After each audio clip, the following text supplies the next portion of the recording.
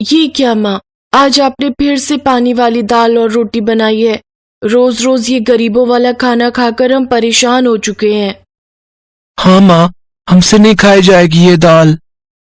तभी चीकू की नजर अपनी नई नवेली अमीर घर से आई चाची की थाली पर जाती है, जिसमें कटहल की सब्जी रखी हुई होती है। उस सब्जी को देख वो खुश हो जाता है। फिर वो हिचकिचाते हुए कहता है, चाची चाची, क्या आप मुझे अपनी थाली में से थोड़ी सी सब्जी दे देंगी? हाँ हाँ, ये लो बच्चों। थैंक यू चाची, आज कितने दिनों के बाद आपकी वजह से हमें ये सब्जी खाने को मिली है। सब्जी के लिए बच्चों की खुशी देखकर अंजलि की आंखों में आंसू आ जाते हैं। ये बेचारे बच्चे कितना खुश होकर ये सूखी सब्जी खा रहे हैं, और मेरे ये गरीब ससुराल वाले भी कितने सुकून से ये रूखी सूखी रोटी खा रहे हैं। और एक हम अमीर लोग एक वक्त के खाने पर ही कितने पैसे खर्च कर देते हैं। उस रोज रूखा सूखा खाना खाकर अमीर बहू को गरीब घर के खाने का एहसास होता है। दरअसल अंजलि और विक्रांत एक ही कॉलेज में पढ़ते हैं। वहीं पर दोनों को प्यार हुआ और इस तरह अमीर घर की बहू गरीब घर में ब्याह करा गई। ऐसे ही एक रोज अंजलि अपनी जेठानी सुमन से, जेठानी जी, क्या कभी आपका मन नहीं करता अच्छा खाना खाने को? अच्छा खाना और पहनना किसे पसंद नहीं है अंजलि, लेकिन हम गरीबों के नसीब में तो ये होता ही नहीं। जब से ब्याह कर इस घर में आई हूँ, बस घर का रूखा सूखा ही खा रही हूँ। किस्मत में हुआ तो हमारा ये गरीब परिवार भी कभी अच्छा खाना खा लेगा। अपनी जेठानी के मन में दबी अधूरी ख्वाहिश को देख अंजलि की आंखें भर आती हैं। फिर वो अपने पति विक्रांत से कहती है, विक्रांत, मुझे भी जल्दी से काम शुरू कर देना चाहिए। देखो, मैंने MBA किया हुआ है तो मुझे भी नौकरी करनी चाहिए। साथ मिलकर कमाएंगे तो इस घर की गरीबी को दूर कर पाएंगे। ठीक है अंजलि, जैसा तुम्हें ठीक लगे। कुछ ही दिनों में अंजलि की एक बड़ी मल्टीनेशनल कंपनी में HR की नौकरी लग जाती है, जहां 60,000 महीने की उसकी तनख्वाह होती है। अपनी पहली तनख्वाह आने पर अंजलि अपने सब घर वालों को एक अच्छे रेस्टोरेंट में लेकर जाती है और उन्हें बढ़िया सा खाना खिलाती है। सारा गरीब परिवार वो खाना खाकर बहुत खुश होता है। तभी उसकी सास अंजलि के सिर पर हाथ रखकर कहती है, जीती रह बहू, आज तेरे कारण हम गरीबों को भी बढ़िया खाना खाने को मिला। हाँ चाची, वरना पीली दाल के अलावा तो माँ कुछ और बनाती ही नहीं थी। ये सुनकर सब हंसने लगते हैं। ऐसे विक्रांत और अंजलि मिलकर मेहनत करते हैं। फिर कुछ समय बाद वो अपने जेठ जेठानी को 2 लाख रुपए देकर कहती है, ये लीजिए जेठ जी, अब आपको मजदूरी करने की कोई जरूरत नहीं है। आप और जेठानी जी मिलकर परचून की दुकान खोल लीजिए। उन पैसों से जेठ जेठानी दुकान खोल लेते हैं, जिससे घर खर्च चल जाता है और अंजलि और विक्रांत की कमाई से वो नया बड़ा घर बना लेते हैं। आज मैं बहुत खुश हूँ अंजलि। आज तुम्हारे कारण ही हमारा इतने बड़े घर में रहने का सपना पूरा हो पाएगा। हाँ अंजलि, तुम सचमुच इस घर में लक्ष्मी बनकर आई हो। ये सब आप लोगों के प्यार के कारण ही पॉसिबल हो पाया है। विक्रांत, मैं चाहती हूँ कि नए घर के गृह प्रवेश पर हम एक बड़ी सी दावत रखें, जिसमें हम गरीब लोगों को बुला सकें, ताकि उन मजबूर लोगों को भी अच्छा खाना खाने को मिल सके। इस तरह अंजलि एक बड़ी सी दावत रखती है, जिसमें तरह तरह के पकवान और मिष्ठान होते हैं। सब गरीब वो खाना खाकर बहुत खुश होते हैं और उन्हें ढेरों आशीर्वाद देते हैं। अब अंजलि अपने गरीब ससुराल वालों के साथ नए बड़े घर में रहने लगती है। राजसमंद नामक एक गांव में जगमोहन अपनी पत्नी सोमा और बेटी गुड्डी के साथ रहता था। जगमोहन के पास जमीन तो थी, लेकिन साधन ना के बराबर थे।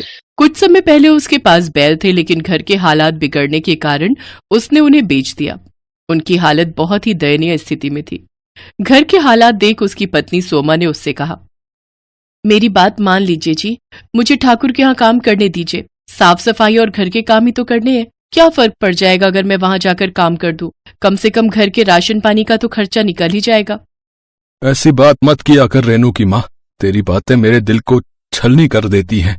ये मेरे लिए मर मिटने जैसा हो जाता है। सोमा, तुम जानती नहीं हो उस ठाकुर की नीयत कितनी गंदी है। वो अपने घर पर काम करने वाली हर औरत पर बुरी नजर रखता है, और मैं नहीं चाहता कि वहां जाकर तुम भी उसकी गंदी नजर का शिकार बनो। ना ना, मुझसे तो नहीं देखा जाएगा, और मैं तो गांव में किसी को अपना मुंह भी नहीं दिखा पाऊंगा। नहीं नहीं, तू वहां काम करने नहीं जाएगी बस। जगमोहन दिन भर इसी चिंता में रहता था कि वो अपनी पत्नी और बच्ची को ढंग का खाना और कपड़े तक भी नहीं दे पा रहा था।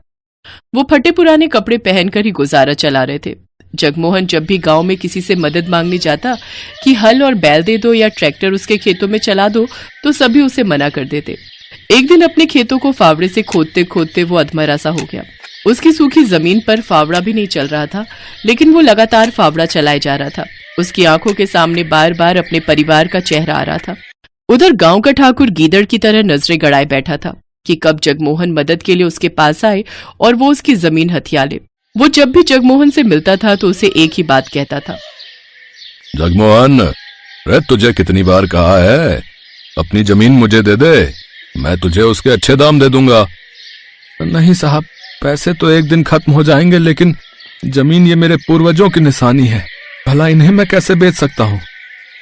ये कहकर जगमोहन चला जाता है। ऐसे ही कुछ दिन बीत जाते हैं। एक रोज सोमा उससे कहती है, सुनिए जी, घर में आटा नहीं बचा है और ना अचार सब्जी कुछ भी खाने को नहीं है, अब हम क्या खाएंगे जी।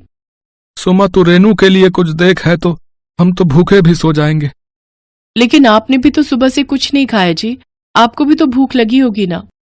भूख तो लगी है सोमा, लेकिन मेरी जेब में पैसे नहीं है कि मैं बाजार जाकर आटा खरीद सकूं, और खेत पूरी तरह बंजर है, उसमें घास तक का एक अंश नहीं होता है। अपने पति की लाचारी देख सोमा को उस पर दया आती है। फिर उसका ध्यान अपने पति की बात पर जाता है और वो आंगन में लगी घास को देखती है। फिर उसे तोड़कर लाती है और उसे पतीले में उबाल लेती है। फिर सिलबट्टे पर पीसकर उसका पेस्ट बना लेती है और उसमें नमक, मिर्च, हल्दी, अजवाइन मिलाकर उसे तवे पर डाल देती है। फिर उसकी गोल सी रोटी बनाकर तैयार कर लेती है। ये ले रेनू, मेरी बच्ची, अपनी माँ को माफ करना, घास की रोटी बनाने के अलावा मेरे पास और कोई चारा नहीं था। तो क्या हुआ माँ? मास्टर जी कहते हैं हमारे महाराणा प्रताप भी जब जंगल में रहे थे तो उन्होंने भी यही हरे घास की रोटियां खाई थी, तो फिर हम क्यों नहीं खा सकते? बिल्कुल सच कहा मेरी बच्ची। फिर जैसे ही रेनू और जगमोहन उसे अपने मुंह में डालते हैं तो उसे खाकर कहते हैं, वाह माँ, ये तो बड़ा ही स्वादिष्ट है। हाँ सुमा, ये तो लाजवाब है। की आंखों से आंसू बहने लगते हैं। मैं जानती हूँ ये इतनी अच्छी नहीं है, आप दोनों बस मेरा मन रखने के लिए कह रहे हैं। फिर उन तीनों की आंखों से आंसू बहने लगते हैं। तभी दरवाजे पर कोई आदमी आता है। जी, ये जगमोहन जी का घर है। जी हाँ। तभी जगमोहन आता है। क्या बात है भाई साहब? दरअसल मैं लॉटरी विभाग से आया हूँ। कुछ महीने पहले जो आपने लॉटरी खरीदी थी उसका आज रिजल्ट आया है और आपने इस लॉटरी को जीत लिया है, जिसका इनाम पूरे 25 लाख रुपए है। 25 लाख रुपए? और साथ में ये, हाँ जी, और साथ में ये आज का खाना हमारी कंपनी की तरफ से आपके लिए। ये सुनकर जगमोहन, सोमा और रेनू सब बहुत ही खुश होते हैं। अब उनके दिन बदल जाते हैं।